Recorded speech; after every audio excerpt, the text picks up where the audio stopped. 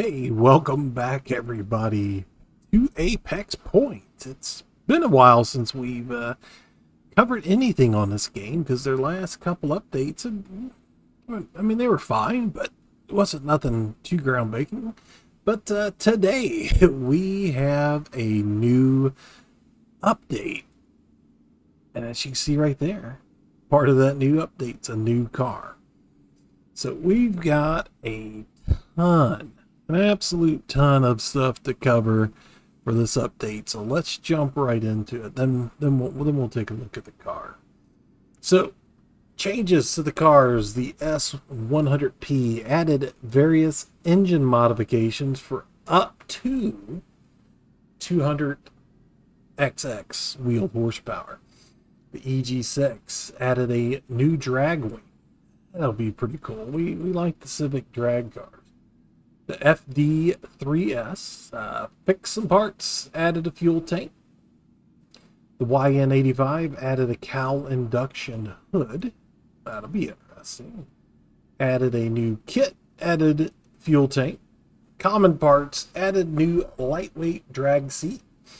Added new steering wheel. Added a new 13 and 14 inch rim SSP Shark. Content. So this is where we get in kind of the meat and potatoes of this update, for me anyway. Added a realistic fuel system based on RPM, load, and fuel type. So you're going to actually have to put gas in the cars now. Added a new car, the C35, which you see in front of me there. We'll cover that more here in just a second. You can now shut off the car. New dynamic HUD for all cars. Added water temperature based on speed, RPM, load, and various other factors. Working fuel gauges and water temperature on all cars. All right, then we jump into the physics. Reworked the ABS on all cars. Improved turbo system. Improved inertia on FD3S. Reworked engine friction and inertia for smoother revs. There we go. Graphics, improved SSR, added SSGI on by default, improved indirect lighting, improved skies, major improvements for real-time reflections, improved vignette, and improved motion blur. And I'm going to drop a couple pictures here that they have on the Steam page, and you can go to the Steam page and check all this out for yourself also. But man, the pictures look fantastic. I can only hope to be able to recreate something like that myself. I'm usually not good at the things like that, but you know, we'll see if we can come up with something good. If you've seen the thumbnail and it's good, you'll see that I did something there. All right, sounds. New 2JZ sounds. New 22RE sounds. Improved 4AGE sound mixing. And then we get to the map. So we expanded the map to the west side of the fuel station. We weren't going to try to pronounce that. Added more landmarks. Added the indoor kart racing track again. So that's good. You know, added that back in. I had a video on that. You can check the channel. You can see that indoor karting track. Improved elevation, added light poles around the drift track, added lights and details for the multi-store parking lot. Improved the fuel station at night. Various fixes. All right, into the fixes. Fix the inverted tire textures on the right side of cars. Fix most of the cursor bugs. Fix the clipping point getting stuck at the drift event. Fix the AE86 low starter torque. Fix the garage UI tips saying on after clicking on the button. Fix the broken steering. Requires new suspension arms. Oh, maybe that's what was going on in our last video, because if you remember our last video on this, we were having some really weird issues trying to get the RX-7 down the track. So we'll have to test that out.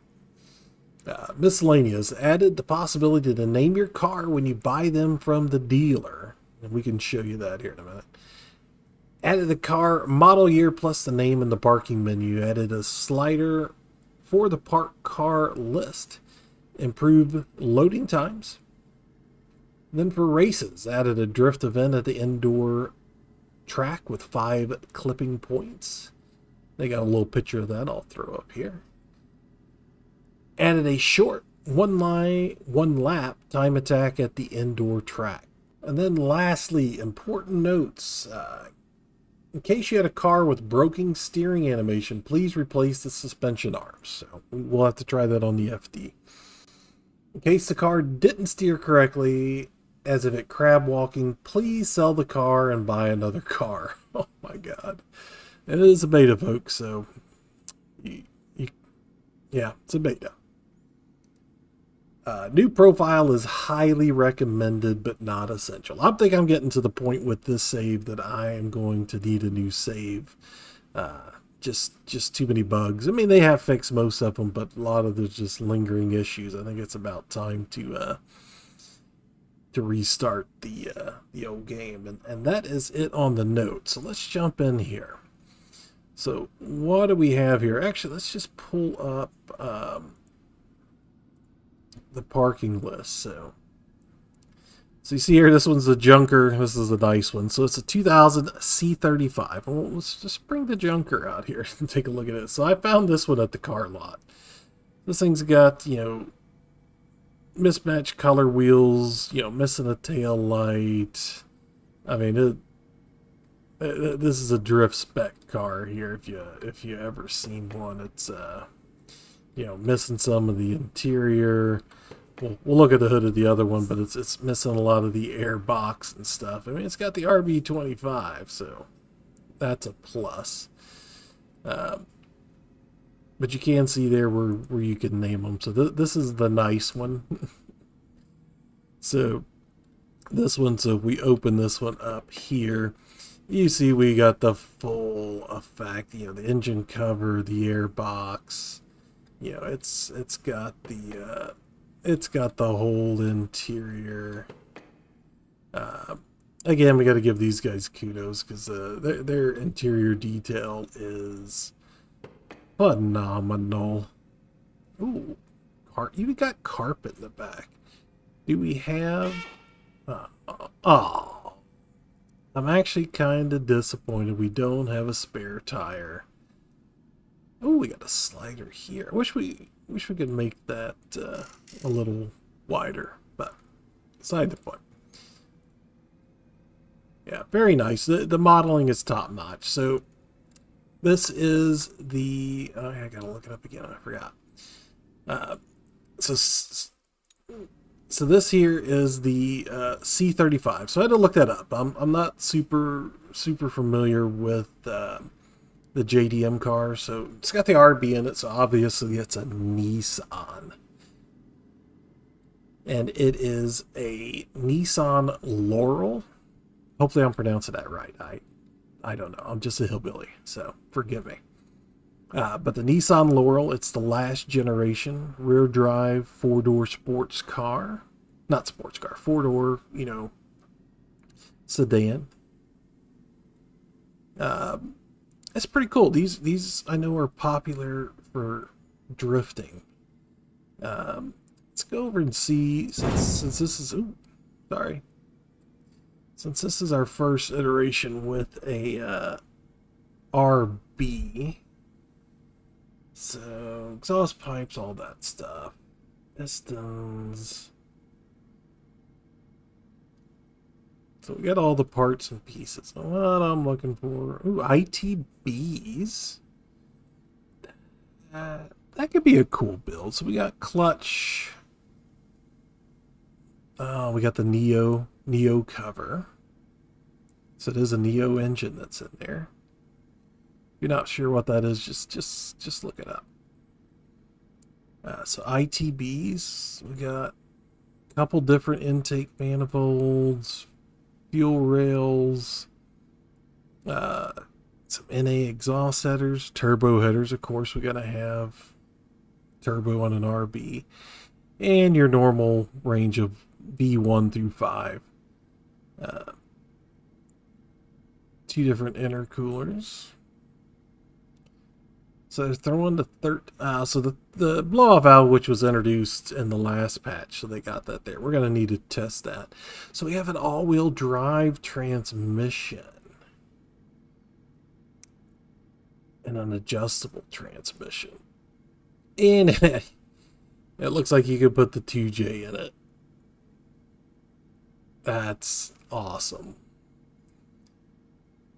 So we got the full array of 2J. So that may be a very, very interesting comparison to compare the 2J versus the RB. I'm sure we could get a lot of hate on that video.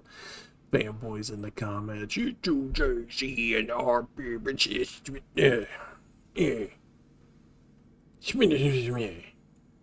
you know, typical car guy stuff. And we got the Wishimoto intercooler. Alright, sweet. So that's going to be it covering the update. It kind of came out on Thursday. I'm recording this Thursday night, so we can get something out on a Friday video. Subscribe to the channel if you're not subscribed. We are going to be diving deeper into this update versus what we did in the past, because this is a juicy one. It's got a lot of content, and I think we can do a lot with this car. I think we can do a whole lot. So hit that subscribe button so you don't miss those future videos or any of our other future content. This has been James. Thanks for watching. We'll see you later. Bye-bye.